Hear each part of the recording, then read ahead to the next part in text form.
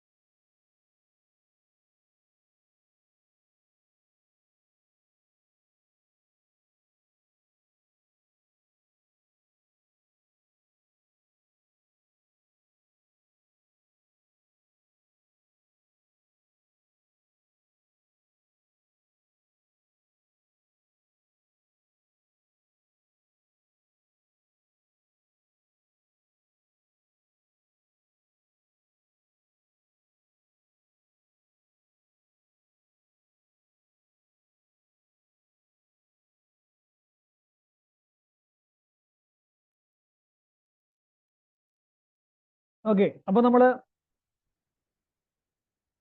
Moyes ഒന്ന് നോക്കുകയാണ്. Moyes ഒരു cash flow, consolidated cash flow statement question ആണ്.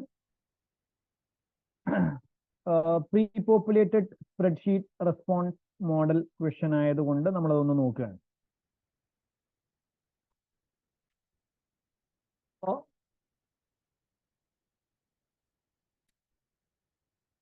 റിക്വയർമെന്റ് വളരെ കൃത്യമായിട്ട് വായിക്കേണ്ടതാണ് അല്ലെ.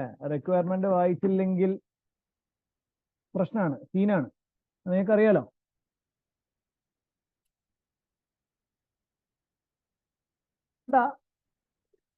ഫസ്റ്റ് ക്വസ്റ്റ്യൻ 6 മാർക്കിന്റെ ചോദ്യം.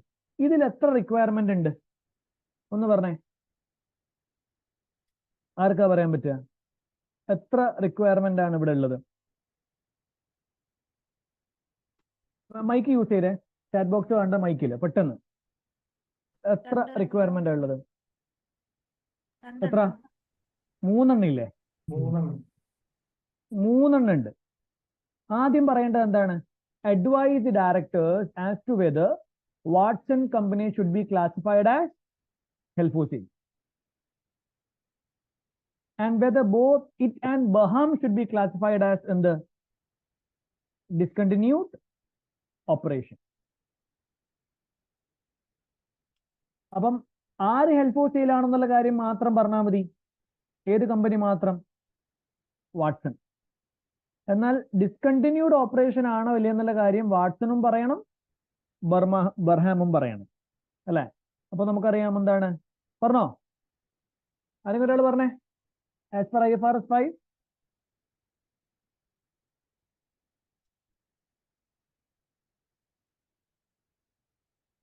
പറഞ്ഞോ. Entity can, agency can be classified as held for sale if the criteria are met. If എന്താണ് the carrying value of the asset is recovered principally through a principally through a sale transaction than use and satisfies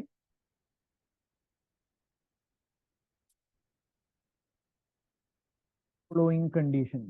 6 മാർക്കേ ഉള്ളൂ. അപ്പൊ കുറെ എഴുതണ്ട, just main സംഭവങ്ങൾ മാത്രം എഴുതിയാൽ മതി. എന്താണ്?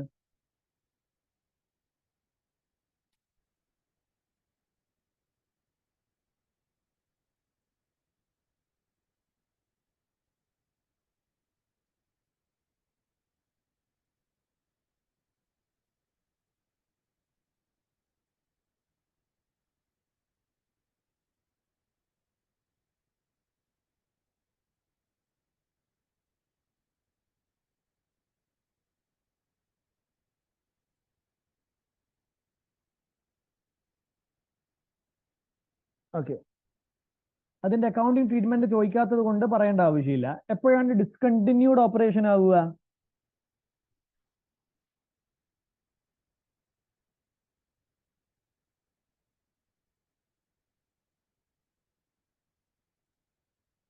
Component of an entity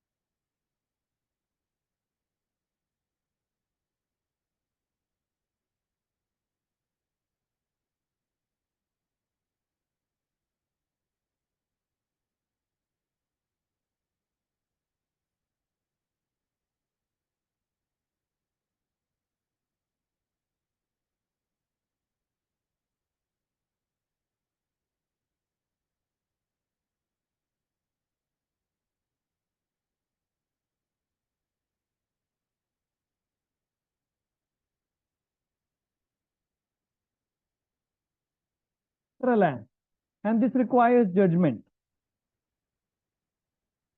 This requires judgment. അപ്പൊ നമുക്കൊന്ന് വായിച്ചു നോക്കാം. അപ്പൊ സിനാരിയോയിൽ നമ്മളെടുത്ത് പറയാണ്, Moyes acquired 80% equity shares of Baham 8 years ago. അന്നത്തെ കുറെ ഫിഗേഴ്സ് നമുക്ക് തന്നിട്ടുണ്ട്. ഇതൊക്കെ നമുക്ക് ആവശ്യമുണ്ട്. കുറച്ചേനെ നമുക്ക് നോക്കാം.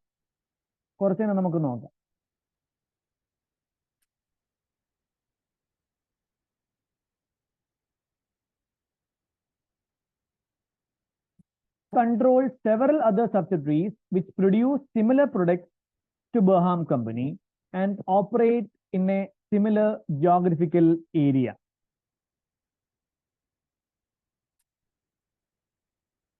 Okay അല്ലേ? അപ്പം ഇതൊരു സെപ്പറേറ്റ് ജോഗ്രഫിക്കൽ ഏരിയ ആണോ? ബർഹാം മാത്രമാണ്. വാട്സൺ എത്തിയിട്ടില്ലേ? ഇത് എനിക്ക് തോന്നുന്ന ഒരു separate geographical area of operations ഒന്നുമല്ല. പക്ഷെ എന്തായേക്കാം? ഒരു മേജർ ലൈൻ ഓഫ് ബിസിനസ് ആയേക്കാം. അത് സബ്ജക്റ്റീവ് ആണ്, നമുക്ക് തന്നിട്ടില്ല. ഒന്നുകിൽ മേജർ ലൈൻ ഓഫ് ബിസിനസ് അല്ലെങ്കിൽ ജിയോഗ്രഫിക്കൽ ഏരിയ ഓഫ് ഓപ്പറേഷൻ ആണ് എന്നാണ് നമ്മുടെ അടുത്ത് പറയുന്നത്. സോ ഡെഫിനിഷൻ എന്താണ്? സബ്ജക്റ്റീവ് ആണ്. നമുക്ക് അപ്പൊ എങ്ങനെ വേണമെങ്കിലും പറയാം ഇത് ഡിസ്കണ്ടിന്യൂഡ് ഓപ്പറേഷൻ ആണ്. അതിന് ബർഹാമിന് വിൽക്കണം. ബർഹാമിന് വിറ്റ് കഴിഞ്ഞാൽ അതിന് വേണമെങ്കിൽ ഡിസ്കണ്ടിന്യൂഡ് ഓപ്പറേഷൻ ആണ്, അല്ലെങ്കിൽ അല്ല, അങ്ങനെ വേണമെങ്കിലും പറയാം.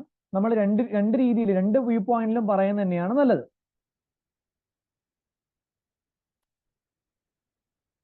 ചെയ്യുന്നുണ്ടാടാ ബർഹാമിനെ നോക്കട്ടെ.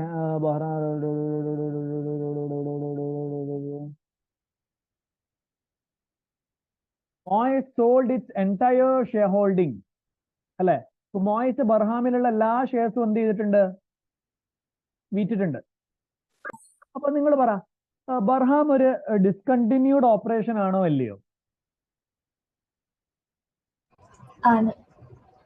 ആയിരിക്കും അല്ലെ. ആയിരിക്കാനാണ് എന്ത് കൂടുതൽ സാധ്യത. ബിക്കോസ് നമ്മൾ ഒരു സബ്സിഡി കമ്പനിയെ ഡിസ്പോസ് ചെയ്തിട്ടുണ്ട്. അതൊരു മേജർ ലൈൻ ഓഫ് ബിസിനസ് ആണെങ്കിൽ അതെന്താണ്? ഡിസ്കണ്ടിന്യൂഡ് ഓപ്പറേഷൻ ആണ്. അപ്പൊ നമുക്ക് പറയാം. ബർഹാമിന്റെ കേസ് ആദ്യം പറയാം.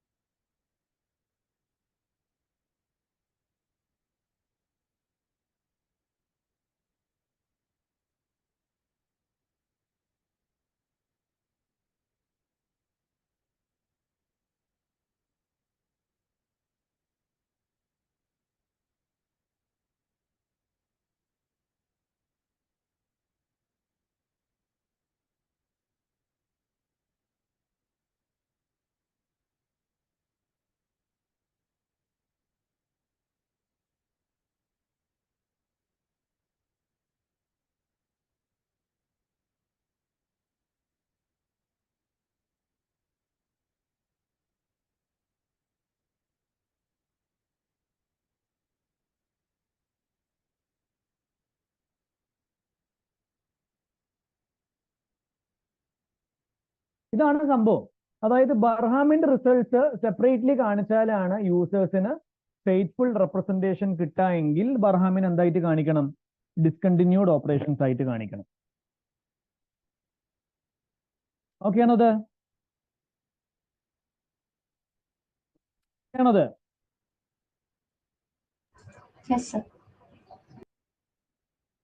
വാട്സന്റെ കേസിൽ വാട്സൺ ഒരു ഡിസ്കണ്ടിന്യൂഡ് ഓപ്പറേഷൻ ആണോ എന്നുള്ള കാര്യം പറയണം. അതുകൂടാതെ വാട്സൺ ഒരു ഹെൽപ്പ് ഫോർ സെയിൽ ആണോ എന്നുള്ള കാര്യം കൂടി പറയണം.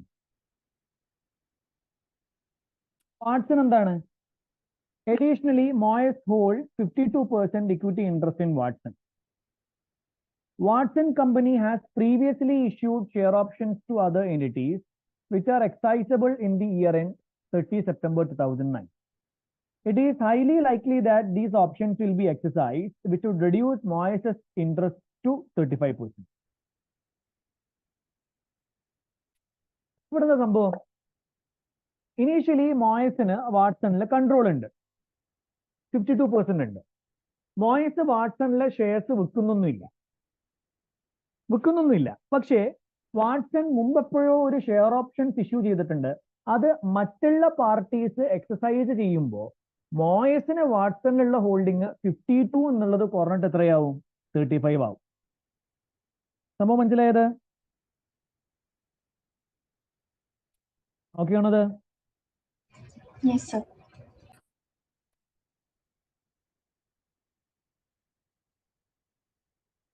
ഓക്കെ, പറഞ്ഞോ. വാട്സൺ ഹെൽപ്പ് ഫോർ സെയിൽ ആണോ?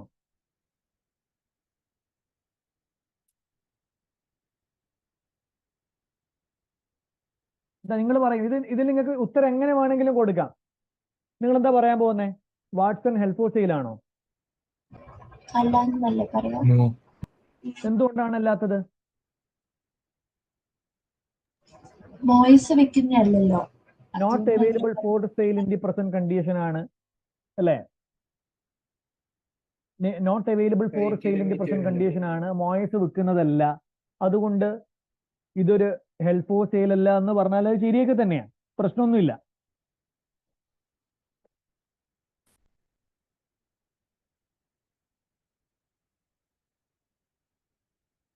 ഓക്കെ ആണത്? നിങ്ങൾ അങ്ങനെയാണ് ഉത്തരം കൊടുക്കുന്നത്.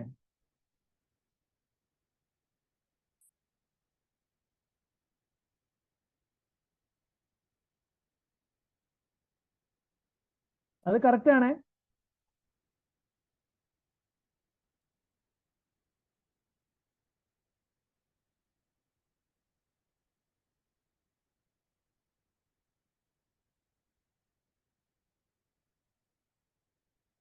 അത് ഓക്കെയാണോ? ഫസ്റ്റ് പാരഗ്രാഫ് ഓക്കെ ആണോ? Yes. Okay.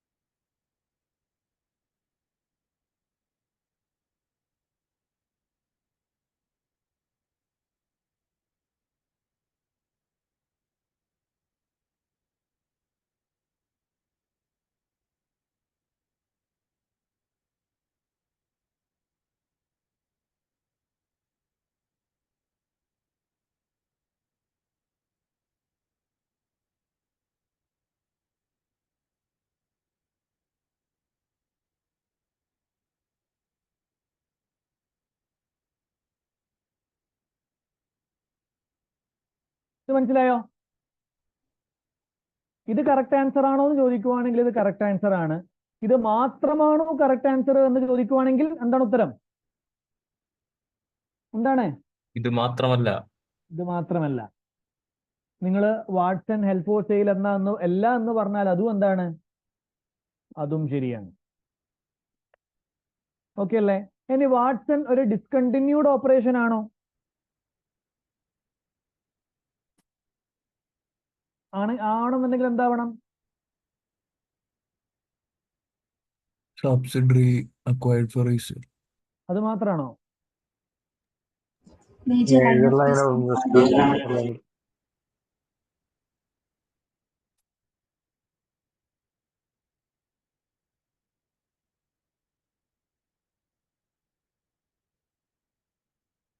ഓക്കെ അല്ലേ? കണ്ടിന്യൂ ചെയ്യാണ്. Explain with supporting calculations the gain on disposal of Barham Company that will be recorded in the consolidated SOPL for the year ended 30 September 2008. Gain or loss on disposal ആണ് നമ്മളടുത്ത് ചോദിക്കുന്നത്.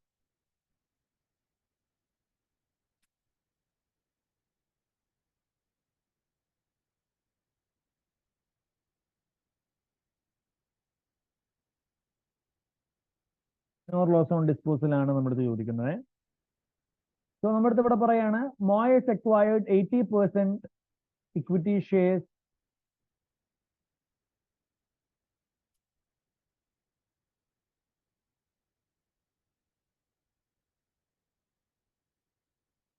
Baham. Moyes acquired 80% equity shares in Baham.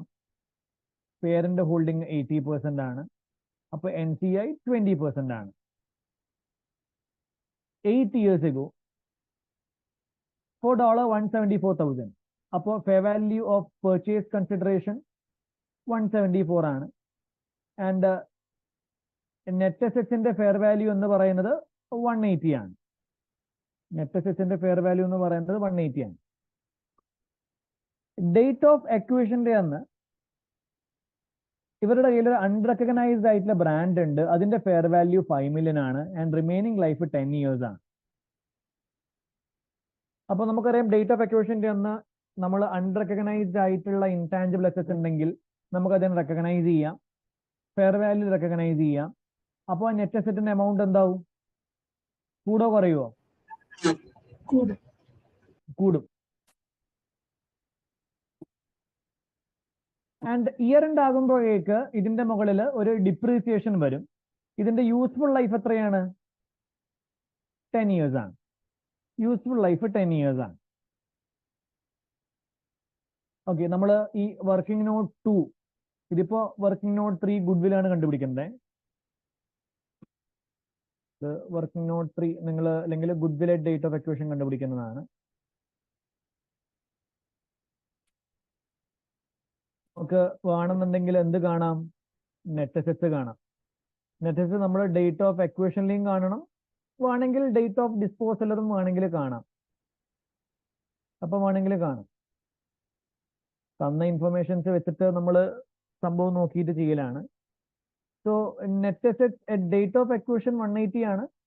അതുകൂടാതെ ഒരു brand ഉണ്ട് 5, അത് DOAയിലും DORലും കാണിക്കും. And ഇതിന്റെ മുകളിൽ നമ്മൾ എന്ത് ചാർജ് ചെയ്യണം? ഒരു അമോർട്ടൈസേഷൻ ചാർജ് ചെയ്യണം. അമോർട്ടൈസേഷൻ ചാർജ് ചെയ്യും. അമോർട്ടൈസേഷൻ ചാർജ് ചെയ്യാൻ വേണ്ടിയിട്ട് അസറ്റിന്റെ റിമൈനിങ് ലൈഫ് 10 years ആണ് തന്നത്. സോ അമോർട്ടൈസേഷൻ 5 / 10, 8 വർഷം ഉണ്ടെങ്കിൽ 8 വർഷത്തേക്ക് ചാർജ് ചെയ്യാം. DOA തൊട്ട് DOD വരെ 8 വർഷമാണെന്നുള്ള കാര്യം അറിയില്ല, ആണെങ്കിൽ 8 വർഷത്തേക്ക് ചാർജ് ചെയ്യുക. അപ്പൊ അമോർട്ടൈസേഷൻ 4 ആയിരിക്കും. നോക്കാം, നമുക്ക് കണ്ടിന്യൂ ചെയ്യാം. At date of acquisition, Moyes elected to recognize NCI using proportionate method. അപ്പോൾ ഇവിടെ plus NCI at date of acquisition എങ്ങനെ കണ്ടുപിടിക്കുക? 185ന്റെ 20% അല്ലേ? അപ്പൊ ഇത് ചെയ്താൽ നമുക്ക് goodwill at date of acquisition കിട്ടും. Goodwill at date of acquisition 26 ആണ്.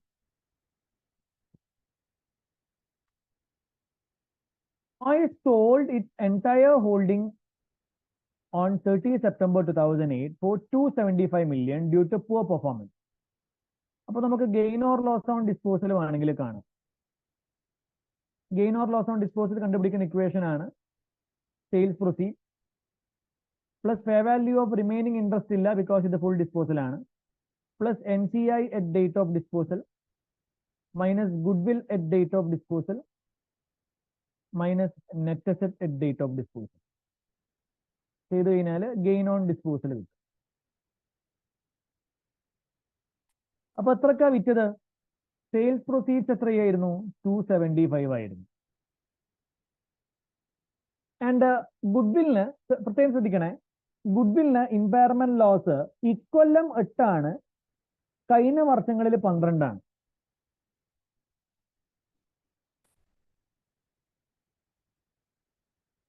ഇത് ഭയങ്കര ഇമ്പോർട്ടന്റ് ആണ്. കാരണം എനിക്ക് തോന്നുന്നു ഇവിടെ ഒരു ക്യാഷ് ഫ്ലോ സ്റ്റേറ്റ്മെന്റും കൂടി പ്രിപ്പയർഡ് ആവുന്നുണ്ട്. അപ്പോൾ goodwill at year start just നിങ്ങൾ മനസ്സിലാക്കാൻ വേണ്ടിയിട്ട് ഡയറക്ട്ലി മറ്റേ 20 മൈനസ് ചെയ്താൽ മതി, പക്ഷെ നിങ്ങൾക്ക് മനസ്സിലാക്കാൻ വേണ്ടി ചെയ്തു എന്ന് മാത്രമേ ഉള്ളൂ. മൈനസ് ഈ വർഷത്തെ ഇമ്പയർമെന്റ് എത്രയാണ്? 8. അപ്പോൾ goodwill at date of disposal at date of disposal 6 ആണ്. അവിടെ ഇതുവരെ ഓക്കെ ആണോ? യെസ്. Yes, sir. പിന്നെ at date of disposal, the carrying amount of Baham's assets and liabilities in its separate financial statements were as follows. എനിക്ക് തോന്നുന്നത് മൊത്തം net asset ഇവർ 304 പറയുന്നത്.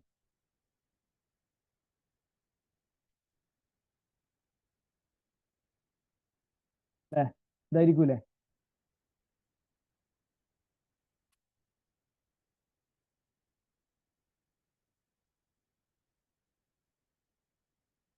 ആണല്ലോ പറയണേ. പക്ഷെ ഇത് എവിടുത്തെ amortized brand value ഉണ്ടാവും. ഉണ്ട്. ഇത് എപ്പോഴത്തെ സ്റ്റേറ്റ്മെന്റ്? ഇത് എപ്പോഴത്തെ നെറ്റ് അസറ്റ് ആണ്? ഏത് സ്റ്റേറ്റ്മെന്റിലെ നെറ്റ് അസറ്റ് ആണ്? സെപ്പറേറ്റ്, അതായത് ഇൻഡിവിജ്വൽ സ്റ്റേറ്റ്മെന്റ്സിലാണ്. കൺസോളിഡേറ്റഡ് സ്റ്റേറ്റ്മെന്റ്സിൽ നമ്മൾ ബ്രാൻഡ് കാണിക്കണം. പക്ഷെ ബ്രാൻഡ് 5 കാണിക്കുക. എത്ര കാണിക്കുക? അമോർട്ടൈസേഷൻ 4 പോയിട്ടുണ്ട്. എത്ര കാണിക്കുക? 1 ആണ് കാണിക്കുക അല്ലെ? അപ്പൊ net asset at date of disposal എത്രയാണ് വരിക? 305. ഓക്കെ ആണോ അത്? 305 കിട്ടിയത് ഓക്കെ ആണോ? അങ്ങനെ 5 കിട്ടിയത് ബ്രാൻഡിന്റെ ഫെയർ വാല്യൂ ഗെയിൻ 5 വന്നിട്ടുണ്ട്, മൈനസ് അമോർട്ടൈസേഷൻ 4. അത് മേ ബി നിങ്ങൾ തെറ്റിക്കും. ഓക്കെ ആണോ അത്? Yes, sir.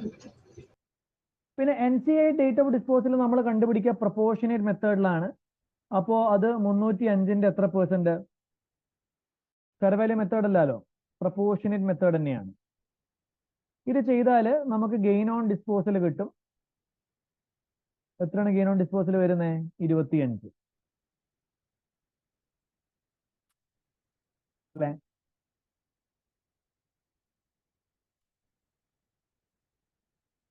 Between the acquisition and disposal date, a net gain of 4 million had accumulated in the consolidated equity in respect of financial assets held by Baham. Abraham എന്ന് പറയുന്ന subsidy കമ്പനിക്ക് OCIയിൽ ഒരു gain ഉണ്ട് 4 million. ബർഹാമിനെ dispose ചെയ്താൽ ആ gain എന്താവും?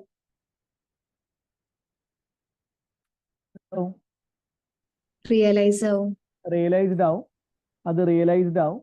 അത് fair value through എന്താ പറയാ, ഡിപ്പെൻസ് അല്ലെ?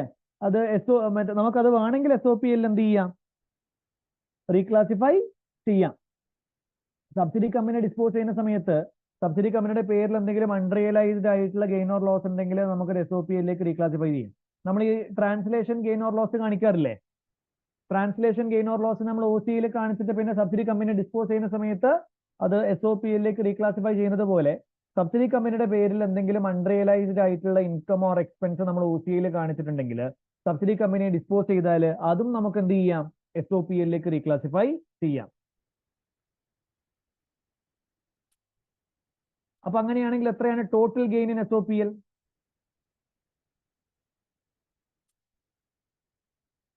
29 ആണ്.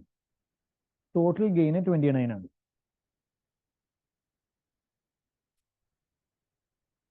ഓക്കെ ആണത്? കാൽക്കുലേഷന് ഒരു 4 മാർക്ക് ഉണ്ടാവും, ഡിസ്കഷന് ബാക്കി 4 മാർക്ക്.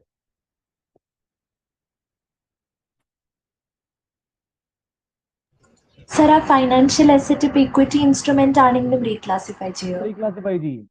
സബ്സിഡി കമ്പനി ഡിസ്പോസ് ചെയ്താൽ അത് മൊത്തം നമുക്ക് SOPLിലേക്ക് റീക്ലാസിഫൈ ചെയ്യും.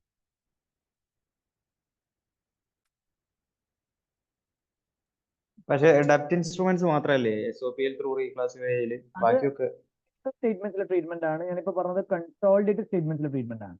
കൺസോളിഡേറ്റിലെ എല്ലാം റീക്ലാസിഫൈ ചെയ്യും. സബ്സിഡി കമ്പനിയെ ഡിസ്പോസ് ചെയ്താൽ നമുക്ക് SOPLിലേക്ക് റീക്ലാസിഫൈ ചെയ്യും.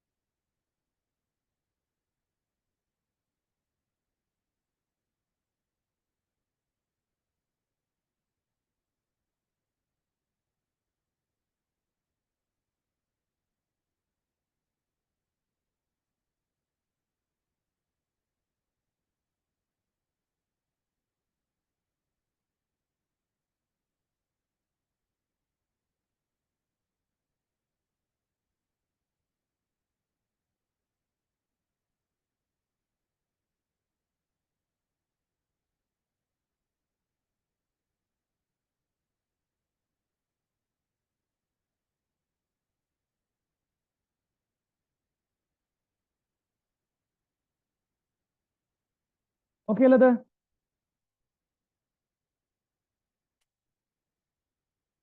ഓക്കെ അല്ലേ?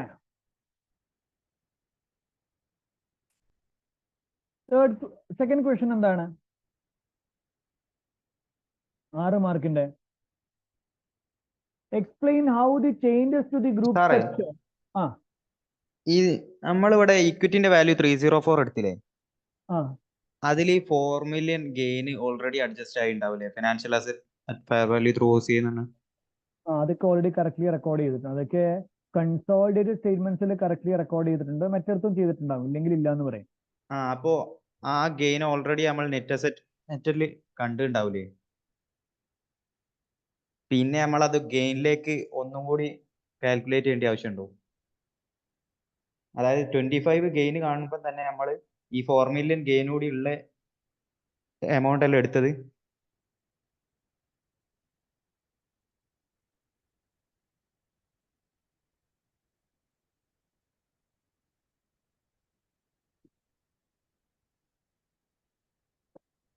ആ 25 നമ്മൾ ശരിക്കും എന്താ ചെയ്തതെന്ന് വെച്ച് കഴിഞ്ഞാല്, ഇവിടെ നമ്മൾ ഇത് മൈനസ് ചെയ്യുന്ന സമയത്ത് നെറ്റ് അസറ്റ് നമ്മൾ ക്യാൻസലാ ചെയ്തേ.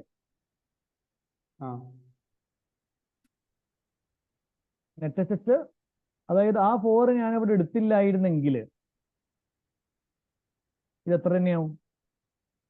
29 തന്നെയാവും. അതായത് ഞാൻ ആ 4 ഇവിടെ എടുത്തില്ല എന്ന് വിചാരിക്കുക, അപ്പൊ അത് 29 ആവണം. അപ്പൊ അത് എടുത്തത് കൊണ്ട് നെറ്റ് അസറ്റ് കൂടിയത് കൊണ്ട് ഗെയിന് 25 ആയതാണ്. അല്ല, ഞാൻ ചോദിച്ചതല്ല. അത് എടുത്തത് കൊണ്ട്, നീ എടുത്തിട്ടുണ്ട്, അതുകൊണ്ടാണ് എന്ത് ചെയ്യുന്നത്, അത് റീക്ലാസിഫൈ ചെയ്യുന്നത്. എടുത്തില്ലെങ്കിൽ റീക്ലാസിഫൈ ചെയ്യേണ്ട ആവശ്യമില്ല, ബിക്കോസ് അത് നെറ്റ് അസറ്റിൽ വരില്ല. ബിക്കോസ് നീ എങ്ങനെ ഗെയിൻ കാണുന്നേ? സെയിൽസ് പ്രൊസീജിൽ നിന്ന് നെറ്റ് അസറ്റ് മൈനസ് ചെയ്തിട്ടാണ്. അപ്പൊ നെറ്റ് അസറ്റിൽ എടുത്തത് കൊണ്ട് നെറ്റ് അസറ്റ് കൂടി, ആ ഗെയിൻ ഇവിടെ വന്നിട്ടില്ല, ഈ എമൗണ്ടിൽ വന്നിട്ടില്ല. അത് SOP-യിൽ ഇപ്പൊ നമ്മൾ റീക്ലാസിഫൈ ചെയ്യണം. ഓക്കെ, മനസ്സിലായ? ഓക്കെ.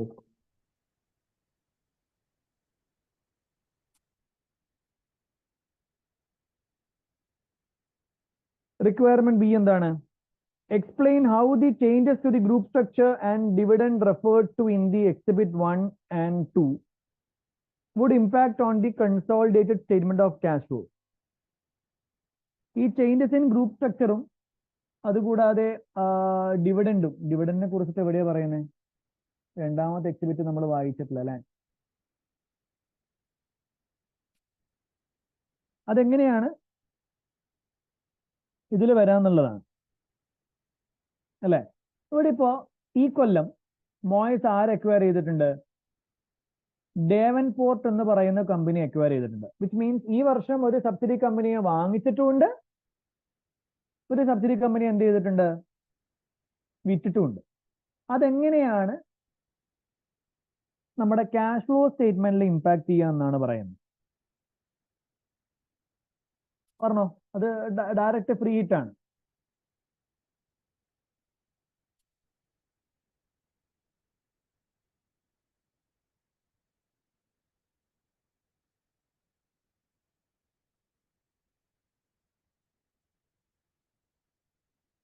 പറ.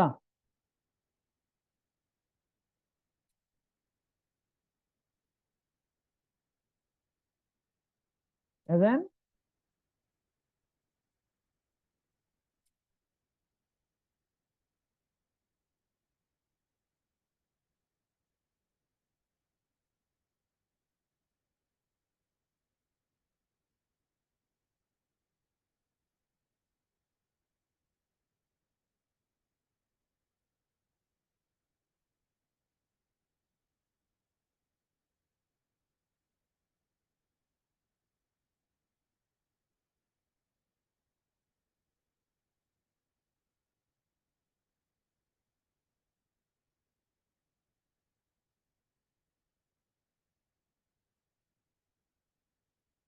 എത്രയായിരുന്നു ഇവിടെ ക്യാഷ് കിട്ടിയത്?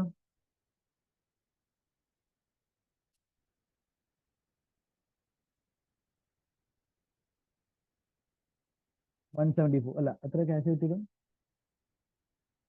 275. അതില് സബ്സിഡി കമ്പനിയുടെ കയ്യിൽ എത്ര ക്യാഷ് ഉണ്ട്? ഓവർ ഡ്രാഫ്റ്റ് ആണ് 26.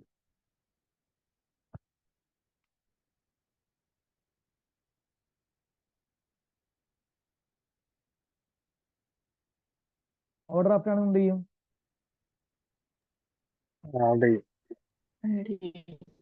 ആഡ് ആണോ മൈനസ് ആണോ? Add.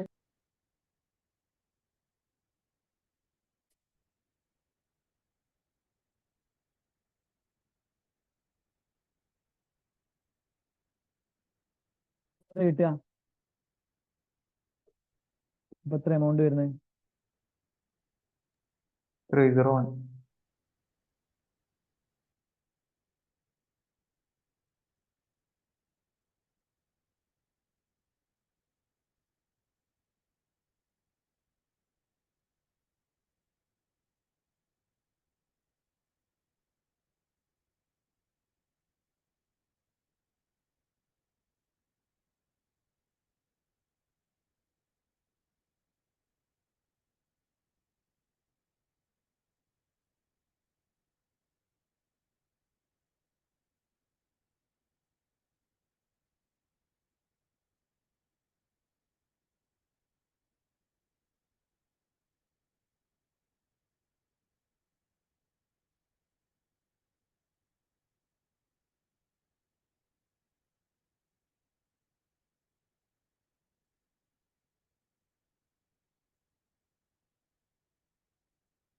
ഇല്ലേ?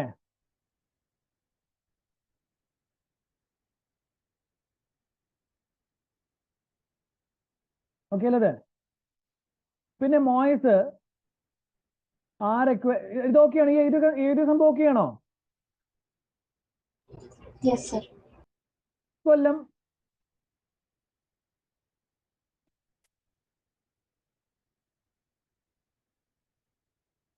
ഇതിനെ കുറിച്ചിട്ട് പറ. ഇതെവിടെയെങ്കിലും വരുമോ?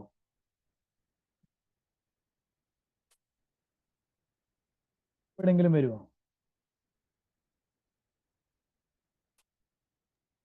Net cash paid to acquire subsidiary. Investing വരുമോ? activities വരും. വരുമോ അത്? ഇല്ല, ഷെയർ എന്തുകൊണ്ടാണ് വരാത്തെ? ഷെയർ ഓഫർ ആണ്. ഷെയർ എക്സ്ചേഞ്ച് ക്യാഷ് കൊടുക്കുന്നുണ്ട്, 2 years പക്ഷെ 2 years ഇപ്പൊ ഒന്നും കൊടുക്കുന്നില്ല അല്ലേ? ഇല്ല.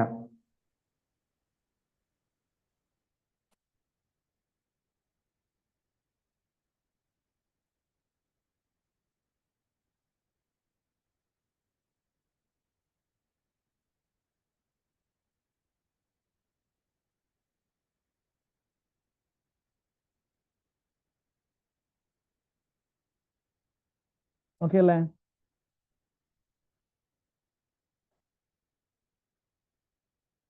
മറ്റേ സംഭവം പറയേണ്ടി വരില്ല. ഈ 2 years പേ ചെയ്യുമ്പോൾ നമ്മൾ പ്രസന്റ് വാല്യൂല് കാണിക്കൂലേ, അതിന്റെ ഒരു ഫിനാൻസ് കോസ്റ്റ് ഉണ്ടാവൂലേ SOFP അത് നമുക്ക് cancel ചെയ്യാം. SOPL? അത് നമുക്ക് ആഡ് ചെയ്യാം, ക്യാൻസൽ ചെയ്യാം, വേണമെങ്കിൽ പറയാം. അത് പക്ഷെ മൊത്തം ഫൈനാൻസ് കോസ്റ്റിന്റെ അണ്ടറിൽ വരേണ്ടതാണ്. കൺസോളിഡേറ്റഡ് SOPL അത് വന്നിട്ടുണ്ടാവും ഓൾറെഡി. അപ്പൊ നമ്മൾ അത് വീണ്ടും ചെയ്യേണ്ട വന്നാണ് ആവശ്യമില്ല. കറക്റ്റ്ലി already റെക്കോർഡ് വന്നിട്ടുണ്ട്. ചെയ്തതിന്. അപ്പൊ ക്യാഷ് ഫ്ലോ സ്റ്റേറ്റ്മെന്റിൽ നമ്മൾ അഡ്ജസ്റ്റ് ചെയ്യണ്ടേ? അല്ല, അത് ഓൾറെഡി SOPയിൽ വന്നിട്ടുണ്ടാവും. അപ്പൊ അത് മൊത്തം ഫൈനാൻസ് കോസ്റ്റിന്റെ കൂടെ അഡ്ജസ്റ്റ് ചെയ്ത് പോയിക്കോളും. Okay.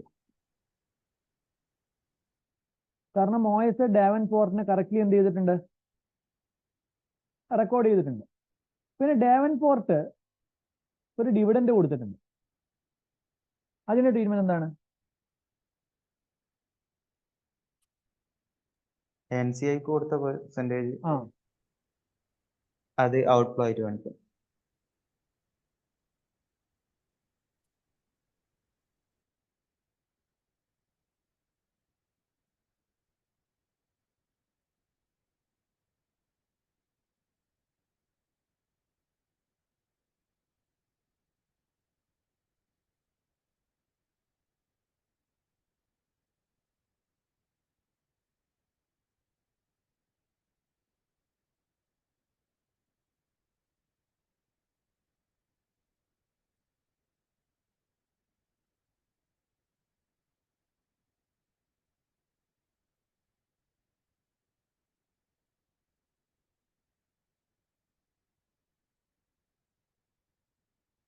Pay to NCI.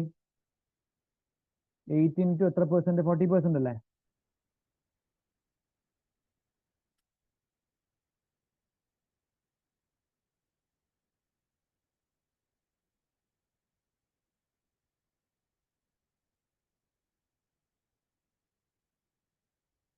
Under which activity? Financing activity. 6 മാർക്കല്ലേ ഉള്ളൂ, ഇത് മതി. ഓക്കെ ആണോ അത്?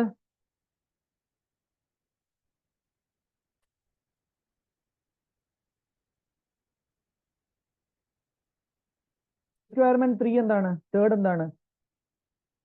Using the pre-populated response option with exhibit 3 and your previous answers, adjust the extracts of the draft consolidated cash flow statement. The spreadsheet should take account of the following: disposal of Barham, exclusion of Davenport, outstanding matters identified.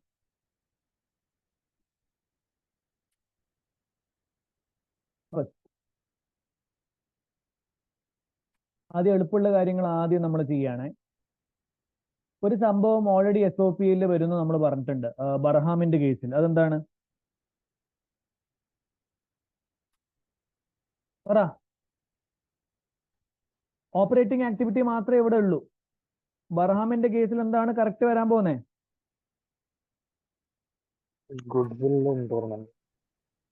ഒന്ന് gain on Gain on loss or disposal. Gain or loss on disposal. Gain or loss അല്ല, gain. Gain അല്ലേ, loss ഇല്ലല്ല. Gain. എത്രയായിരുന്നു അത്?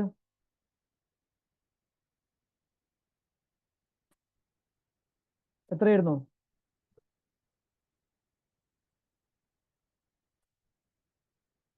എത്രയായിരുന്നുടാ? 29. 29. Minus അല്ലേ?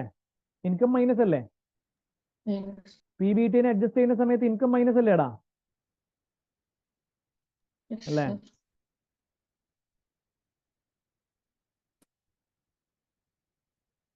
പിന്നെ ഇക്കൊല്ലം ബർഹാമിന് എത്ര ഇമ്പയർമെന്റ് ഉണ്ടായിരുന്നു? ഓർമ്മ ഉണ്ടാ? 8 നമ്മൾ അത് ഇവിടെ നോട്ട് ചെയ്ത് വെച്ചിട്ടുണ്ട്. ഇക്കൊല്ലത്തെ ഇമ്പയർമെന്റ്, അതും ഒരു നോൺ ക്യാഷ് ഐറ്റം അല്ലേ? Add ചെയ്യണം.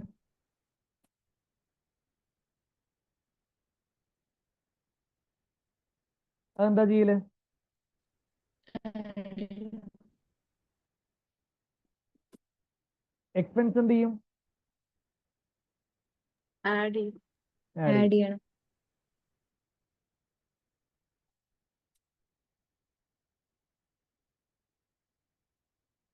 ഓക്കെ അല്ലേ? ഇനി എനിക്ക് തോന്നുന്നു നമുക്ക് ഡേവൻപോർട്ടിന്റെ കേസ് നോക്കണം. ഡേവൻപോർട്ടിന് ഇക്കൊല്ലം വാങ്ങിച്ചതാണ്. ഇവിടെ ആകെ നമ്മളെടുത്ത് ഓപ്പറേറ്റിംഗ് ആക്ടിവിറ്റി മാത്രമേ ചെയ്യാൻ പറയുന്നുള്ളൂ. അതുകൊണ്ട് തന്നെ ഇൻവെസ്റ്റിങ്ങും ഫൈനാൻസിങ്ങും ഒന്നും നമുക്ക് ആവശ്യമില്ല.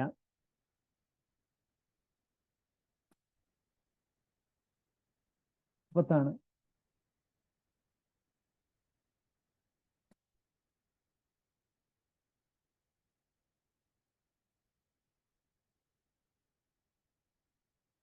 നെറ്റ് അസറ്റ് എത്രയാ?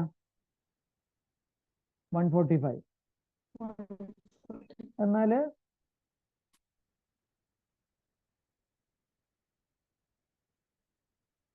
ആൻഡിന് എന്തുണ്ട്?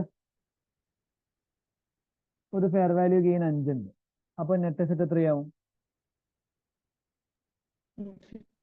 150 ആവും.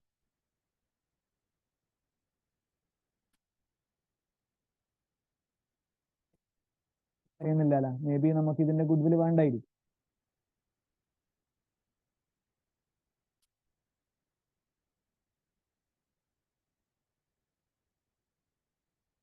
ആയിക്കോട്ടെ. നമുക്കിനി തേർഡ് നോട്ട് ഓൺ ഔട്ട്സ്റ്റാൻഡിങ് മാറ്റേഴ്സും കൂടി വായിച്ചിട്ട് വേണം ബാക്കിയുള്ള കാര്യങ്ങൾ പറയാൻ വേണ്ടി. So the draft consolidated statement of cash flows has been prepared by member of the Moises Finance Department using the consolidated SOFP and the consolidated SOPM. Okay. she has not prepared a statement of cash flows for a group before and is unsure how the acquisition of Davenport and disposal of Baham should be reflected. She has therefore ignored both transactions in preparing the consolidated statement. അതാണ് സംഭവം. അപ്പോ ഇത് prepare ചെയ്യാൻ അറിയില്ല. Okay, ഇതിലൊരു pension scheme ഉണ്ട്. Pension സ്കീമിന്റെ service cost 24 hours. അത് നമ്മൾ എന്താ ചെയ്യല്? സർവീസ് കോസ്റ്റ് നമ്മൾ എന്താ ചെയ്യല്? Add back ചെയ്യും. ആഡ് ബാക്ക് ചെയ്യും.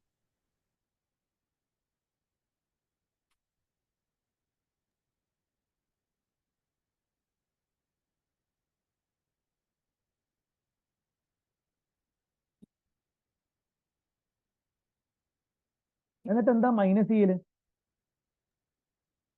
Contribution. കോൺട്രിബ്യൂഷൻസ് പെയ്ഡ് നമ്മൾ മൈനസ് ചെയ്യണം. എത്രയാണ് കോൺട്രിബ്യൂഷൻ പെയ്ഡ്? 15. അതിനിടയ്ക്ക് റീമെഷർമെന്റ് ഗെയിൻ പറഞ്ഞിട്ടുണ്ട്, 3 ബെനിഫിറ്റ് പെയ്ഡ് പറഞ്ഞിട്ടുണ്ട്. ഇതൊക്കെ ക്യാഷ് ഫ്ലോ സ്റ്റേറ്റ്മെന്റിൽ വരുമോ? ഇല്ല. ഇല്ല, ഇതൊന്നും ക്യാഷ് ഫ്ലോ സ്റ്റേറ്റ്മെന്റിൽ വരുന്ന സാധനമല്ല. അതൊക്കെ നിങ്ങൾ വെറുതെ കൺഫ്യൂസ് ചെയ്യിപ്പിക്കാൻ വേണ്ടിയിട്ട് തന്നിട്ടുള്ളതാണ്. ഓക്കെ, പിന്നെ ഡ്യൂറിങ് ദി ഇയർ അസോസിയേറ്റിന്റെ ഒരു ഷെയർ ഇൻ പ്രോഫിറ്റ് അവർ എത്ര കാണിച്ചിട്ടുണ്ട്? കാണിച്ചിട്ടുണ്ട്. അത് നമ്മൾ എന്ത് ചെയ്യാറുണ്ട്? ഡിഡക്ട് ചെയ്യാറുണ്ട്. അത് നമ്മൾ ഡിഡക്ട് ചെയ്യാറുണ്ട്.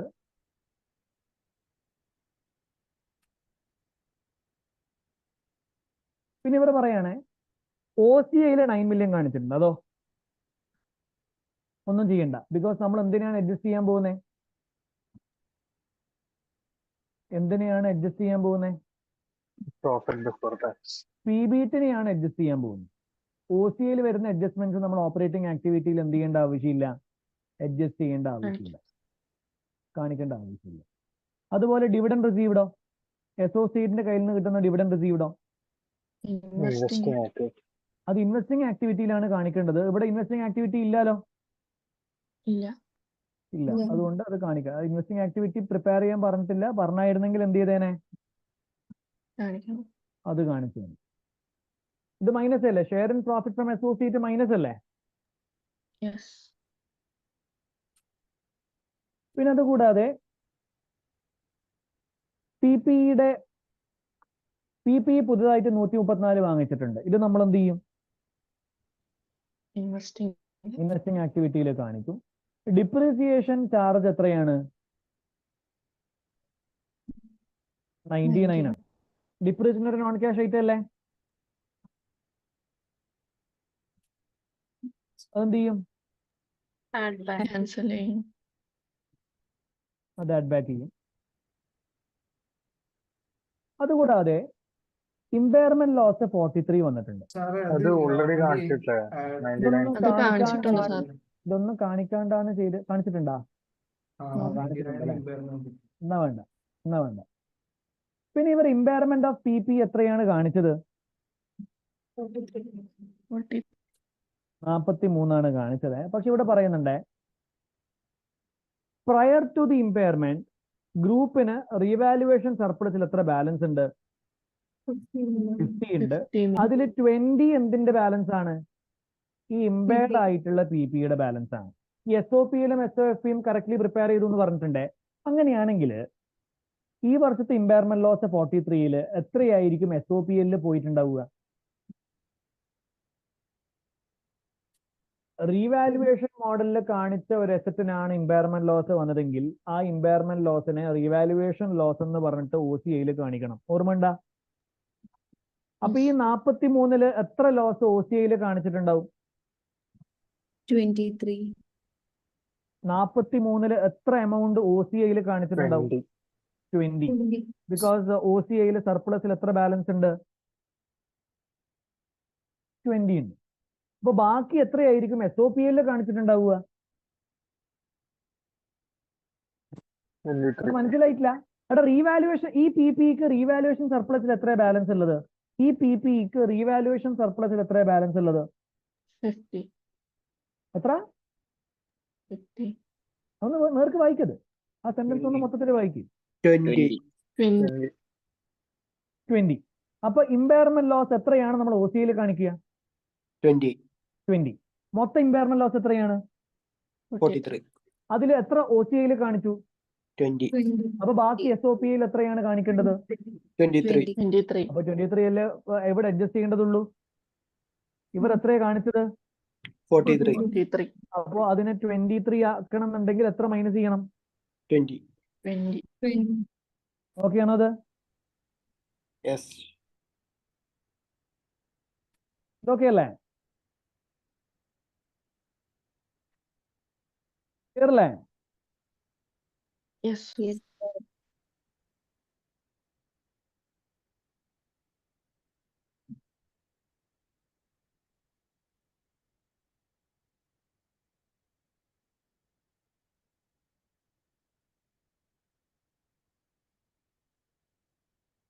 ആ ഇൻവെന്ററിയും കൂടി മാത്രം ഐ മീൻ ചേഞ്ചസ് ഇൻ ഇതും കൂടി മാത്രമാണ് നമുക്ക് ചെയ്യാനുള്ളത്.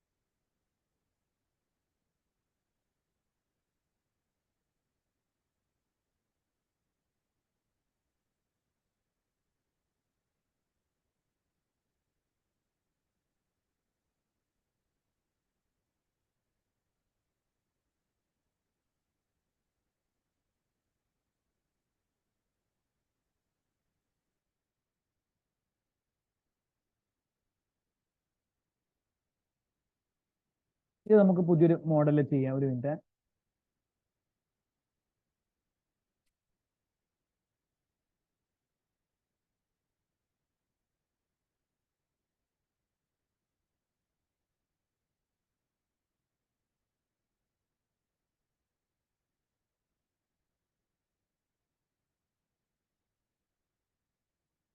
നമ്മൾ സാധാരണ ഈ decrease in inventory, decrease in receivables, increase in payables ഒക്കെ എങ്ങനെയാണ് കാണല്?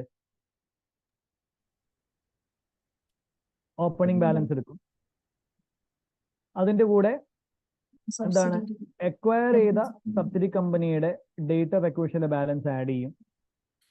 ഡിസ്പോസ് ചെയ്ത സബ്സിഡി കമ്പനിയുടെ ഡേറ്റ് ഓഫ് ഡിസ്പോസലിന്റെ ബാലൻസ് എന്ത് ചെയ്യും? മൈനസ് ചെയ്യും.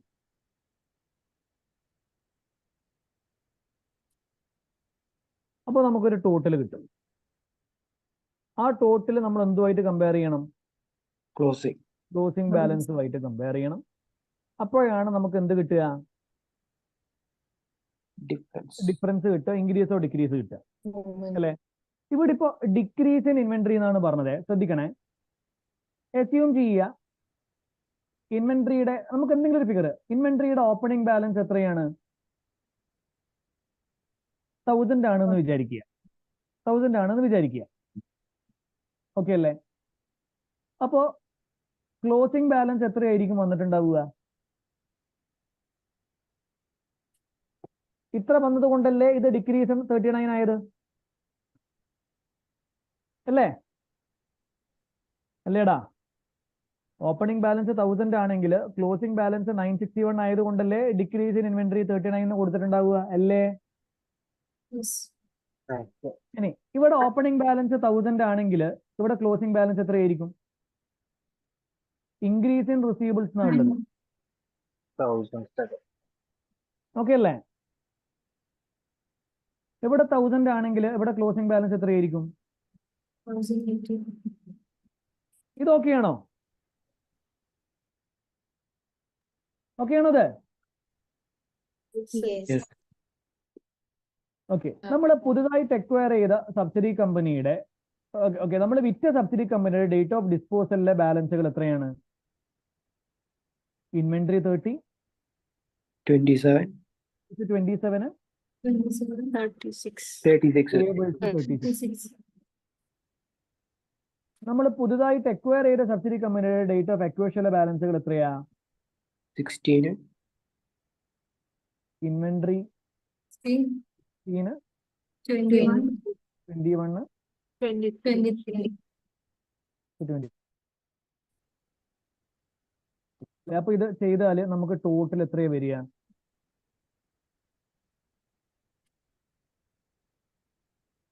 ആണ് വരിക. അപ്പൊ ശരിക്കുള്ള ഇൻക്രീസോ ഡിക്രീസ് എത്രയാണ്?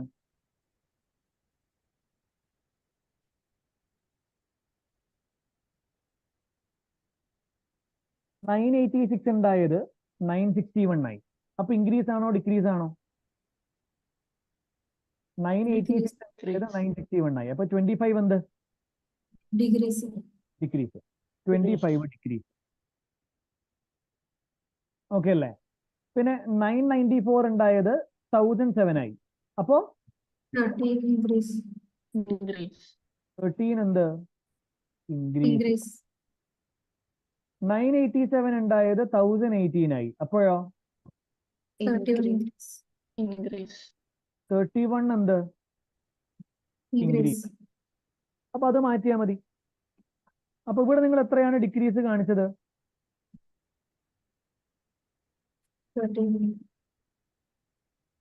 39 ആണ് ഉള്ളത്. അത് എത്ര കുറക്കണം? ശരിക്കും എത്ര ഡിക്രീസ് വേണ്ടുള്ളൂ? 25 അല്ലേ ഡിക്രീസ് വേണ്ടുള്ളൂ. ഡിക്രീസ് ഇൻവെന്ററി നമ്മൾ ആഡ് ആണോ ചെയ്യല്? അതെ, അത് 25 വേണ്ടുള്ളൂ. പക്ഷെ ഇവിടെ എത്ര കാണിച്ചിട്ടുണ്ട്? 39 കാണിച്ചിട്ടുണ്ട്. അപ്പൊ എത്ര കുറക്കണം?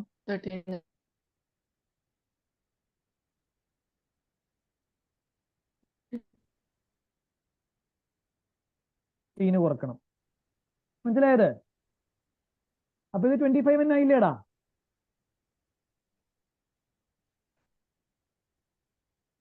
ഇല്ലേ? ഇൻക്രീസ് ഇൻ റിസീവേഴ്സ് നിങ്ങൾ പ്ലസ് ആണോ ചെയ്യല്?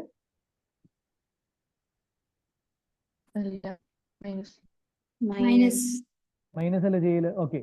ഇൻക്രീസ് ഇൻ റിസീവേഴ്സ് എത്രയാ വേണ്ടത്? 13 ആണ് വേണ്ടത്. ഇത് ടോട്ടലാണ്.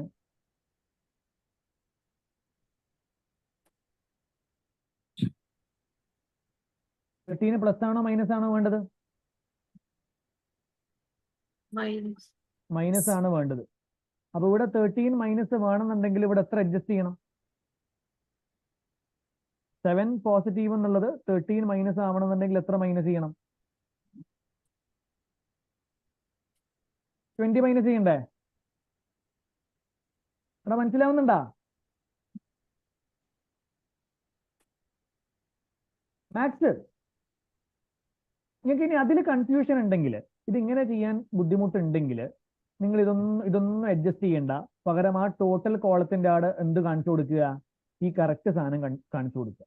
അത്ര ചെയ്യുന്നുള്ളൂ. പിടിയിട്ടാ?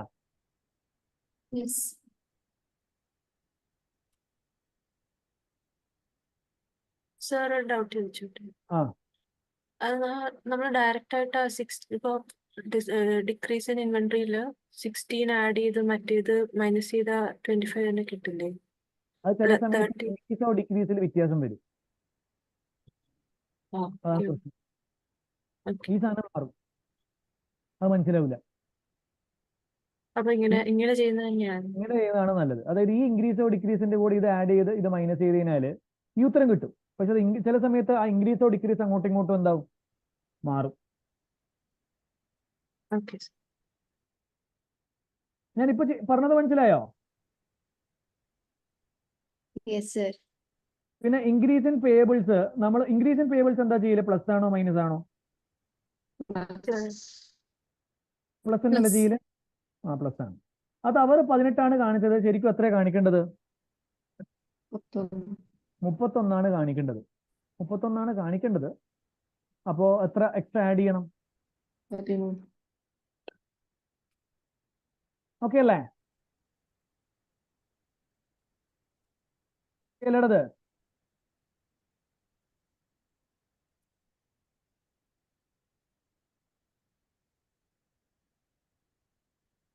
സാർ ആ ഓപ്പണിംഗ് ബാലൻസിൽ 1000 വരുന്നെന്ന് പറഞ്ഞിരുന്നു.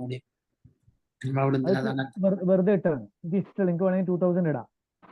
ഓക്കെ.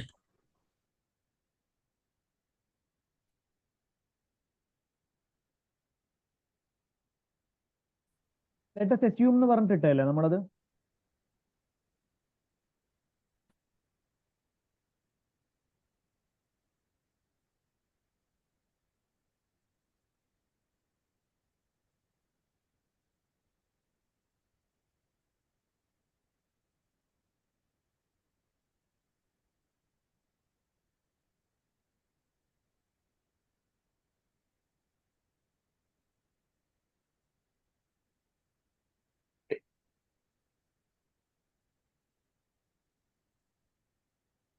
പിന്നെ നിങ്ങളുടെ ഈ ആൻസർ കീയില് ഇൻവെന്ററിയുടെ അണ്ടറിൽ ഒരു അഡ്ജസ്റ്റ്മെന്റ് നിങ്ങൾക്ക് 14 കാണാൻ പറ്റുവേ. അത് പഴയ ക്വസ്റ്റ്യനില് മറ്റേ എനിക്ക് തോന്നുന്ന ഒരു ഫോറിൻ ഇൻവെന്ററിനെ ട്രാൻസ്ലേറ്റ് ചെയ്യുന്ന ഒരു പരിപാടി കൂടി ഉണ്ടായിരുന്നു. അത് ഇങ്ങോട്ടേക്ക് കൊണ്ടുവന്നപ്പോൾ അതില്ല. അത് കാരണം വന്നിട്ടുള്ളതാണ്. ട്രേഡ് റിസീവബിൾസില്ല, ഇൻവെന്ററിയിലായിട്ടാണ് ആ സാധനം വന്നിട്ടുള്ളത്.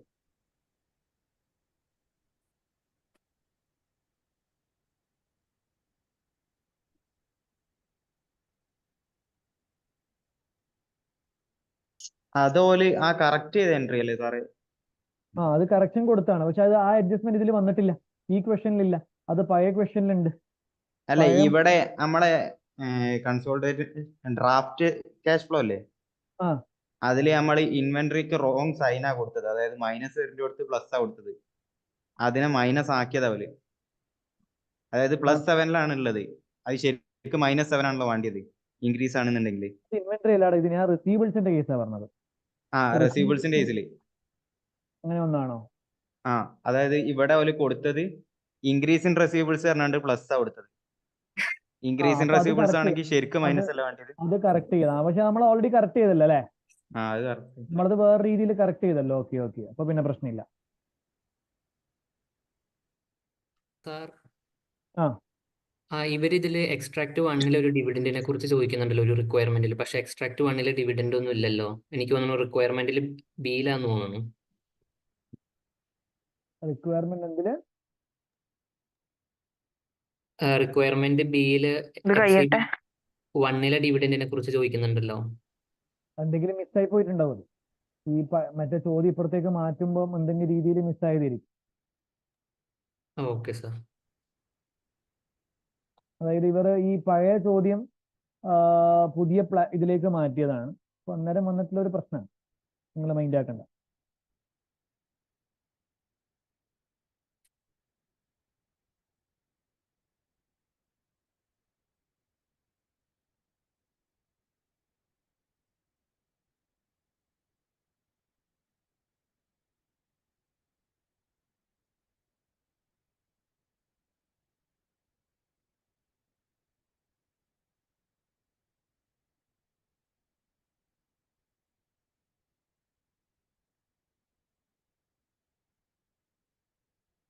ഞാൻ ഇതില് നിങ്ങളുടെ മറ്റേ ഇതിൽ തന്ന പ്ലാറ്റ്ഫോമിൽ തന്ന ആൻസർ തെറ്റാണ്.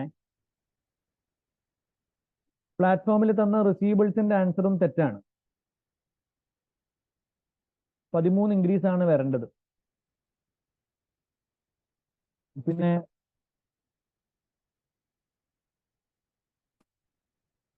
ഇൻവെന്ററിയുടെ ഇതുപോലെയാണ് ചെയ്യുക. അതിൽ ആ പ്ലസും മൈനസൊക്കെ മാറിപ്പോയിട്ട് തെറ്റുപറ്റിയതാണ്. ഇങ്ങനെ ചെയ്താൽ മതി.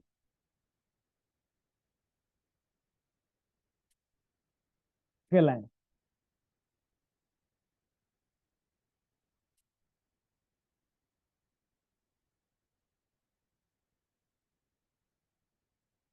ഈ വർക്കിംഗ് ക്യാപിറ്റൽ മൂവ്മെന്റ് ചെയ്തത് ഓക്കെ അല്ലേ? മനസ്സിലായില്ലേ? സാർ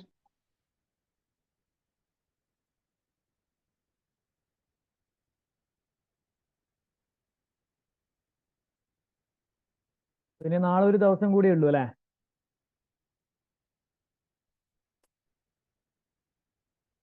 നാളെ നിങ്ങൾ എന്താ ചെയ്യാൻ പോകുന്നേ?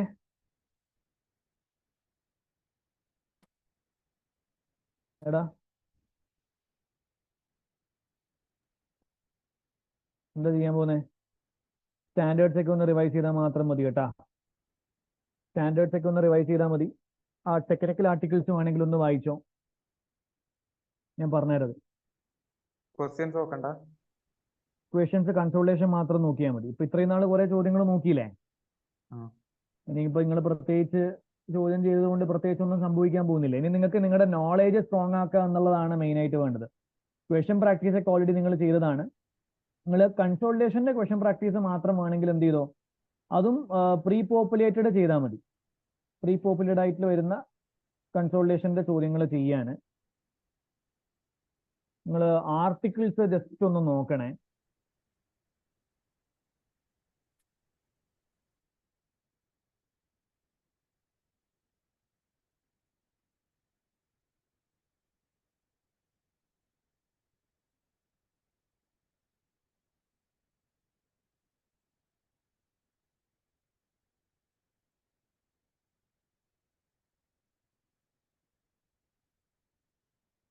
ആണ് application of standards to unusual situation. കാണൂലേ? നോട്ട് ചെയ്താ? ഇമ്പോർട്ടന്റ് ആണ്. ഈ ലാസ്റ്റ് ഡേ വന്നിട്ട് ഇതൊക്കെ കാണണം എന്ന് പറയുമ്പോൾ ഇത് ഇമ്പോർട്ടന്റ് ആയതുകൊണ്ടാണ്. നിങ്ങൾ ഇതുവരെ ഞാൻ ഓൾറെഡി ടെക്നിക്കൽ ആർട്ടിക്കിൾസ് മൊത്തം നിങ്ങളുടെ അടുത്ത് കാണാൻ പറഞ്ഞിട്ടുണ്ടായിരുന്നു. കാണാത്തവർ ഉണ്ടെങ്കിൽ ഇത് ഇമ്പോർട്ടന്റ് ആയിട്ട് കാണണം. ഇത് നോട്ട് ചെയ്താ?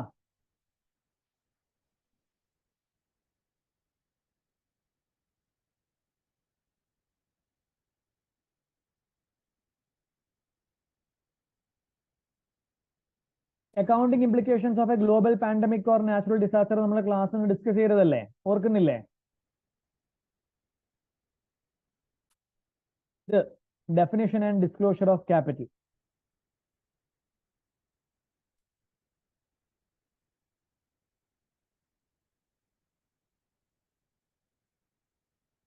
ഈ രണ്ട് articles IFRS sustainability disclosure standard, നമ്മൾ രണ്ട് സ്റ്റാൻഡേർഡ് വന്നതായിട്ട് നമുക്കറിയാം, S1ഉം S2ഉം.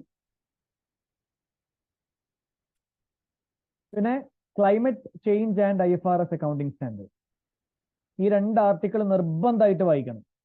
നമ്മുടെ ക്ലാസ്സിൽ നിന്ന് കറണ്ട് ഇഷ്യൂയുടെ സമയത്ത് ഇത് ഡിസ്കസ് ചെയ്തതാണ്, ബട്ട് ഈ ആർട്ടിക്കിൾസ് ഒന്ന് വായിക്കുക.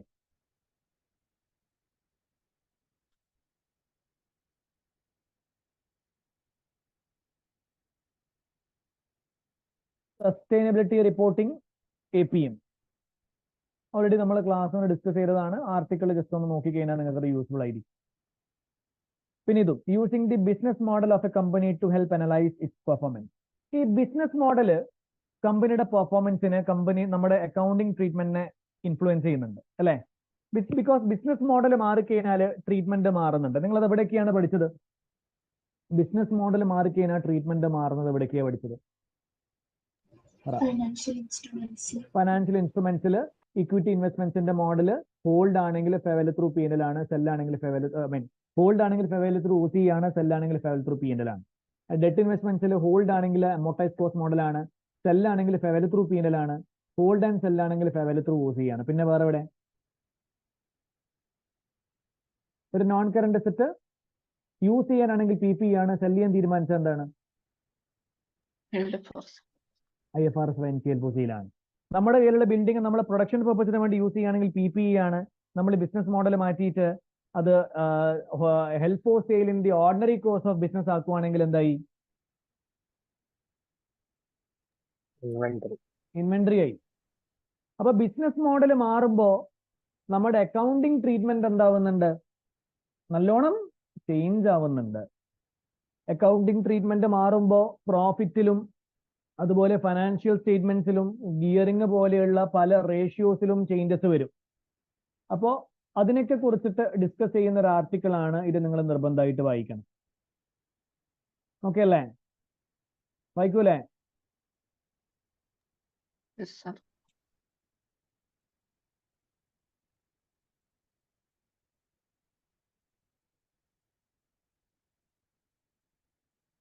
ഇത് topic explain a video debt versus equity. നമുക്ക് അതിലൊന്ന് കാണാം. ഇതും topic explain a video deferred tax implications in a group.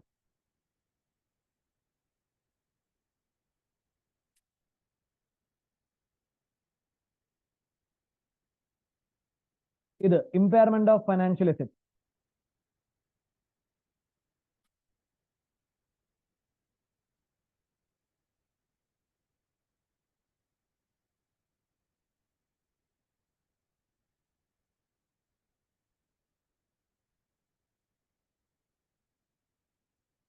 topic explain a video conceptual framework.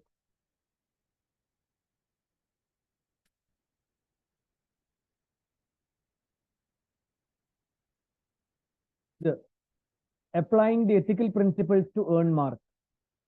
അറിയുന്ന സംഭവമാണ്, ചെറിയ വീഡിയോ ആയിരിക്കും. നാളെ നിങ്ങൾ ഇതൊക്കെ, അതായത് സ്റ്റാൻഡേർഡ്സ് ഒക്കെ റിവൈസ് ചെയ്യുക, ഈ വീഡിയോസ് ഒക്കെ കാണുക. Accounting ethics in digital age, അത് നമ്മൾ ക്ലാസ്സിൽ നിന്ന് ഡിസ്കസ് ചെയ്ത സംഭവമാണ്.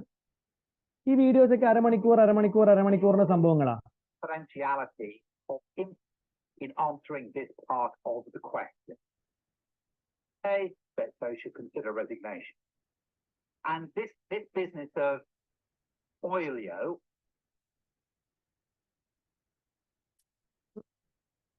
with your eyes, you are constantly answering the question. You've got the requirement of the question in front of you on your screen. You've got the information that you're being used. അപ്പൊ ഈ പറയുന്ന കാര്യങ്ങളൊക്കെ എന്ത് ചെയ്യുക, നാളെ നോക്കുക. അതായത് നാളെ നിങ്ങൾ സ്റ്റാൻഡേർഡ്സ് മൊത്തം ഒന്ന് റിവൈസ് ചെയ്യാൻ, ഞാൻ ഇപ്പം പറഞ്ഞ ആർട്ടിക്കിൾസ് ഒക്കെ ഒന്ന് വായിക്കാൻ, പറഞ്ഞ വീഡിയോസ് ഒന്ന് കാണാൻ, കൺസോൾട്ടേഷന്റെ ഏറ്റവും ലേറ്റസ്റ്റ് പ്രീ പോപ്പുലേറ്റഡ് ആയിട്ടുള്ള ചോദ്യങ്ങൾ ജസ്റ്റ് ഒന്ന് റിവൈസ് ചെയ്ത് നോക്കിയാൽ മതി. ഓൾറെഡി ചെയ്ത കാര്യങ്ങളൊക്കെ തന്നെയാണല്ലോ, വീണ്ടും ചെയ്യേണ്ട ആവശ്യമില്ല, ഒന്ന് റിവൈസ് ചെയ്ത് നോക്കിയാൽ മതി. അതല്ലാതെ നിങ്ങൾ എന്ത് ചെയ്യണ്ട, ചെയ്ത ക്വസ്റ്റ്യൻസ് തന്നെ വീണ്ടും വീണ്ടും പ്രാക്ടീസ് ചെയ്യേണ്ട ആവശ്യമില്ല. പ്രാക്ടീസ് ഇന്നത്തോടു കൂടി നിൽക്കട്ടെ. പിന്നെ നല്ലോണം ഉറങ്ങിയും കാര്യങ്ങളൊക്കെ ചെയ്യണം. അത് ഓൾറെഡി ഞാൻ പറഞ്ഞാന്ന് തോന്നുന്നു അല്ലേ. നിങ്ങൾ ഉറക്കം കഴിഞ്ഞിട്ട് നാളെ ഉറക്കം കഴിഞ്ഞാൽ മറ്റന്നാൾ പോയിട്ട് പരീക്ഷ ഹാളിൽ ഉറങ്ങാം. നിങ്ങൾ 3.25 മണിക്കൂർ ലാപ്ടോപ്പിന്റെ മുമ്പിൽ കണ്ണിമ എന്താണ് പൂട്ടാതെ, അങ്ങനല്ലേ പറയല്, നിങ്ങൾ അങ്ങനെ കണ്ണിമ ചിമ്മാതെ നിങ്ങൾ ഫോക്കസ്ഡ് ആയിട്ട് സ്ക്രീൻ നോക്കിയിരിക്കണം. അപ്പൊ നിങ്ങൾ ഉറക്കൊക്കെ കഴിഞ്ഞിട്ടാണ് നിങ്ങൾ അല്ലെ, നിങ്ങൾ തലേന്ന് ഇപ്പൊ ഇന്ന് നാളെ നിങ്ങൾ ഉറങ്ങിയില്ലെങ്കിൽ മറ്റന്നാൾ നിങ്ങൾക്ക് 3 മണിക്കൂർ ഫോക്കസ്ഡ് ആയിട്ട് ലാപ്ടോപ്പ് നോക്കാൻ കഴിയത്തില്ല. അപ്പൊ അതുകൊണ്ട് നാളെ മിനിമം ഒരു 8 മണിക്കൂർ ഉറങ്ങണം, നല്ല ഹെൽത്തി ആയിട്ടുള്ള ഫുഡ് കഴിക്കണം. അതൊന്നും ഞാൻ നിങ്ങൾക്ക് പറഞ്ഞു തരേണ്ട ആവശ്യമില്ല, ജസ്റ്റ് ഒന്ന് പറയുന്നു മാത്രമേ ഉള്ളൂ. അപ്പൊ നാളെ ഒന്ന് സ്റ്റാൻഡേർഡ്സ് ഒക്കെ എന്ത് ചെയ്താൽ മതി, ഒന്ന് ജസ്റ്റ് ഒന്ന് റിവൈസ് മാത്രം ചെയ്താൽ മതി. ഈ പറയുന്ന ആർട്ടിക്കിൾസും കാര്യങ്ങളൊക്കെ ഒന്ന് വായിക്കുക. പിന്നെ കൺസൾട്ടേഷൻ ജസ്റ്റ് ഒന്ന് വേണമെങ്കിൽ ഒന്ന് നോക്കുക, വേറൊന്നും വേണ്ട. പിന്നെ ഞാൻ മുമ്പ് പറഞ്ഞതുപോലെ എക്സാമിനേഷനിൽ ചില ചോദ്യങ്ങൾ പുതിയ പാറ്റേണിൽ ഉണ്ടാവും, അത് നിങ്ങൾക്ക് അറിയുന്നത് പോലെ എഴുതിയാൽ മതി. ഇത്രയും നാള് സെയിം സാധനം തന്നെയാണ്. അതായത് നമ്മൾ ഓരോ ചോദ്യങ്ങൾ ചെയ്യുന്ന സമയത്തും ഇപ്പൊ 4 ചോദ്യങ്ങളാണല്ലോ ഉള്ളത്, അതിലൊരു ക്വസ്റ്റ്യൻ എന്തായാലും പുതിയ മോഡലായിരിക്കും. അതെന്തായാലും പുതിയ മോഡലായിരിക്കും, അത് നിങ്ങൾക്ക് മാറ്റാനൊന്നും കഴിയത്തില്ല. ഇപ്പൊ കഴിഞ്ഞ സെഷനിൽ SBR എക്സാം എഴുതിയ കുട്ടികൾക്ക് പോലും ഒരു ക്വസ്റ്റ്യൻ പുതിയ മോഡലാണ്. അപ്പൊ അതവർ എങ്ങനെയാണ് ടാക്കിൾ ചെയ്തത്, അവർക്ക് അറിയുന്നത് പോലെ അത് പരീക്ഷയിൽ എഴുതി. അറിയുന്നത് പോലെ നിങ്ങൾ എഴുതിയാൽ മതി. നിങ്ങൾ ആൻസർ ശരിയാണോ തെറ്റാണോ എന്നുള്ള കാര്യങ്ങളൊന്നും മറ്റന്നാൾ എക്സാമിനേഷൻ ഹാളിൽ പോയിട്ട് ചിന്തിക്കണ്ട, അത് ജസ്റ്റ് കൊടുക്കുക. പക്ഷെ റിക്വയർമെന്റ് പ്രോപ്പറായിട്ട് വായിക്കണേ. റിക്വയർമെന്റ് തെറ്റിച്ച് വായിച്ചിട്ട് നിങ്ങൾ ആൻസർ കൊടുത്തു കഴിഞ്ഞാൽ ഫുൾ മാർക്കും പോകും. റിക്വയർമെന്റ് പ്രോപ്പറായിട്ട് വായിക്കുക, റിക്വയർമെന്റിനനുസരിച്ചിട്ടുള്ള ആൻസേഴ്സ് കൊടുക്കുക. ആ ആൻസേഴ്സ് ശരിയാണോ തെറ്റാണോ എന്നുള്ള കാര്യം നിങ്ങൾ വറി ചെയ്യേണ്ട ആവശ്യമില്ല. നിങ്ങൾക്ക് അങ്ങനെ ഒരു വറി ഉണ്ടെങ്കിൽ നിങ്ങൾക്ക് 2 രീതിയിലും എഴുതാം. ഇപ്പൊ നേരത്തെ നമ്മൾ ബർഹാം ആ ഒരു സംഭവത്തിൽ ഡിസ്കണ്ടിന്യൂഡ് ഓപ്പറേഷൻ ആണോ അല്ലേന്ന് ചോദിച്ചപ്പോൾ ഇങ്ങനെയാണെങ്കിൽ അതാണ്, അല്ലെങ്കിൽ അല്ല, ആ രീതിയിൽ നമുക്ക് ആൻസർ കൊടുക്കാം അല്ലെ. മേജർ ലൈൻ ഓഫ് ബിസിനസ് ആണെങ്കിൽ ആണ്, അല്ലെങ്കിൽ അല്ല എന്ന രീതിയിൽ ആ മോഡലിൽ നമുക്ക് ആൻസർ കൊടുക്കാം. 2 രീതിയിലും ആൻസർ കൊടുക്കാം. So rather than giving answer in 1 particular way, നിങ്ങൾക്ക് 2 പോയിന്റിലും എന്ത് ചെയ്യാം, ആൻസർ കൊടുക്കാം. സോ കോൺഫിഡന്റ് ആയിട്ട് പോയിട്ട് എക്സാം എഴുതുക. ഞാൻ ലാസ്റ്റ് പറഞ്ഞ സംഭവങ്ങൾ, ആർട്ടിക്കിൾസ്, വീഡിയോസ് ഇമ്പോർട്ടന്റ് ആയതുകൊണ്ടാണ് അത് കാണാൻ വേണ്ടി പറഞ്ഞത്. അത് നിർബന്ധമായിട്ട് നിങ്ങൾ എന്ത് ചെയ്യുക, കാണുക. അത് ആരെങ്കിലും നോട്ട് ചെയ്ത് വെച്ചിട്ടുണ്ടെങ്കിൽ ഒന്ന് ഗ്രൂപ്പിൽ ഇടണേ. നിങ്ങൾ സ്പീഡിൽ എഴുതി വെച്ചിട്ടുണ്ടാവില്ലേ ആരെങ്കിലും, അതൊന്ന് എനിക്കൊന്ന് ഗ്രൂപ്പിലൊന്ന് ഇട്ട് തരണേ, അല്ലെങ്കിൽ എനിക്കൊന്ന് അയച്ചു തരണേ. അപ്പൊ വേറൊന്നുമില്ലല്ലോ, റെഡി അല്ലേ? നിങ്ങൾ പോയിട്ട് പരീക്ഷ എഴുതുക. എക്സാമിനേഷൻ ഹാളിൽ നിങ്ങൾക്ക് എന്തെങ്കിലും ടെൻഷൻ വരുന്നുണ്ടെങ്കിൽ, പേടി വരുന്നുണ്ടെങ്കിൽ നിങ്ങൾ വിചാരിക്കുക നിങ്ങൾ എൻ്റെ സ്റ്റുഡൻ്റ് ആണ്, നിങ്ങൾ എന്തായാലും പാസ്സാവും. അത്രേ ഉള്ളൂ. ഓക്കെ, അപ്പൊ എന്നാ ശരി. Okay, all the best. ആ FRന്റെ ബിൽഡർ ഉണ്ട്, 9 മണിക്ക് അവർ ഒന്ന് കാണാന്ന് പറഞ്ഞിട്ടുണ്ട്. ആ പഴയന്മാർ എന്തൊക്കെയോ ചോദിക്കുകയാണ്, റേഷ്യോയില് മെയിൻ ആയിട്ട് എഴുതാൻ പറ്റുന്ന പോയിന്റ് ഒക്കെ ഉണ്ടോ എന്നൊക്കെ ചോദിക്കുകയാണ്. പരസ്യം പോരാൻ അറിയാം എന്താ സംഭവിക്കാന്നുള്ളത്. അവർ ഒന്ന് കാണട്ടെ. അപ്പൊ ഓക്കെ, അങ്ങനെയാണെങ്കിൽ Thank you, sir. Thank you. ഷെറൊക്കെ ബൈ.